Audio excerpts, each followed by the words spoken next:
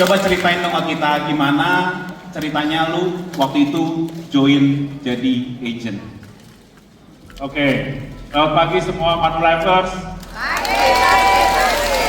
Sip. Oke, jujur gua tidur. Tegang banget. Oke, jadi dulu saya lulus kuliah, banyak orang bilang kalau anak lulus kuliah langsung suruh jadi agen sama mama papanya. Tapi sama saya berbeda. Dia larang saya buat jadi agen.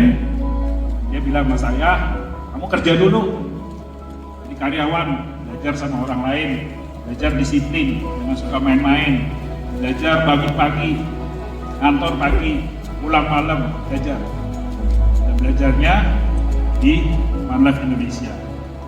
Saya join Manlife Indonesia tanggal 2 Juni 2002, berarti berapa tahun?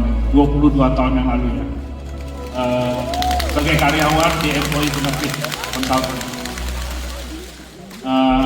Saya inget banget, dikasih mobil teman-teman. Saya naik bus, taksi. Saya baru punya mobil setelah saya menikah. Ini banyak orang dikasih fasilitas. Saya sama ibu saya, Ega dia, naik bus. Itu awalnya kenapa saya join Manulife. Dan kemudian saya banyak yang bilang, Jo jadi agen. Mama saya nggak pernah ngajakin ya, nggak pernah. Nggak ada. Pagi banyak teman-teman mama yang bilang jadi agen. Saya nggak pernah mau. Kenapa? Karena saya sudah di zona yang sangat nyaman. Saya berangkat kantor 9 to 5, 9 dari rumah, 5 to sampai rumah. Enjoy banget di Manulife. Sampai suatu saat sahabat saya Carolina Tam menceritakan suatu cerita kepada saya, dan saya kepikiran sesuatu bahwa ada 3 hal teman-teman, 3 hal yang akan bikin kita susah hidup, kita susah uang. Yang pertama kalau kita sakit, yang kedua kalau kita meninggal muda. That's why tugas kita di sini sebagai agen Manlife Indonesia memastikan nggak ada orang lagi yang sakit dan susah karena sakit atau susah karena ditinggal sama papa mamanya. Setuju teman-teman? Ada amin. Dan yang ketiga, gimana kalau saya setelah pensiun itu hidupnya kelamaan? Saya nggak mau hidup susah. Dari dulu udah naik bus itu susah. Jadi saya pengen seperti mama saya, seperti semua teman-teman di sini yang bisa punya income hingga usia pensiun. Di sini bisnis akan datangkan uang buat kita selamanya. That's why saya resign 17 Oktober 2019, 5 tahun yang lalu kurang sebulan, saya join di agency. Itu gitu. Jo, kamu tuh selalu bilang gak gampang jadi anaknya Bu Nancy. Cerita Jo, cerita di depan orangnya. Ini nggak ada di skip. Oke, jadi menjadi anak dari seorang Bu Nancy Sutikno bukan suatu hal yang mudah ya teman-teman. One on one jam 1 pagi. Ya. Jadi nggak susah banget. Beban di bahu tuh berat sekali. Kalau saya jelek, saya dibilang, anak Nancy gitu doang. Tapi kalau saya bagus, dibilang, ya maklum lah, anak Bu Nancy pasti dikasih case, pasti disupport. Ya, nah saya pikir dua-duanya diomongin orang Bu. Saya pikir, saya pilih yang kedua. That's why saya kerja sekeras-kerasnya, saya start dari nol sendirian, dan sampai hari ini saya bisa buktikan bahwa saya nggak pernah dikasih case. Kenapa? Karena kita bangun Gaspol melalui team builder. Bertumbuh dari saya seorang diri, sehingga hari ini saya tadi cek di agency link 752 orang agent. Mantap. Oke. Sekarang Ibu Nancy ada di sini sebagai role model kamu. Apa yang ingin kamu sampaikan kepada beliau? Oke. silakan Ya, berdiri. jadi saya punya, ya. Lihat. Jadi saya punya mimpi ya teman-teman. Saya punya mimpi, saya punya misi, saya punya visi bahwa suatu hari nanti saya bisa berdiri di panggung Malef Indonesia untuk mengatakan sesuatu hal. Tim saya sudah tahu semuanya. Jadi saya nggak mungkin bisa berdiri di sini tanpa support dari tim Gaspol. Terima kasih semua leader-leader dan leader-leader tim Gaspol.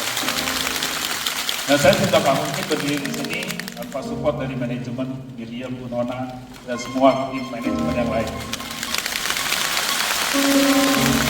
Nah, hari ini saya berdiri di sini, saya mau kasih pesan buat teman-teman semua. Boleh kita renungkan sedikit. Menurut teman-teman, siapa sih orang yang paling banyak mendoakan kita? Saya yakin mungkin anak-anak kita seperti Kartika tadi. Mungkin saudara kita, kakak adik, sepupu, mungkin pasangan kita, tapi yang saya tahu pasti itu pasti orang tua kita. Setuju teman-teman? Coba teman-teman pikirkan dan renungi. Apa kira-kira doa-doa mereka?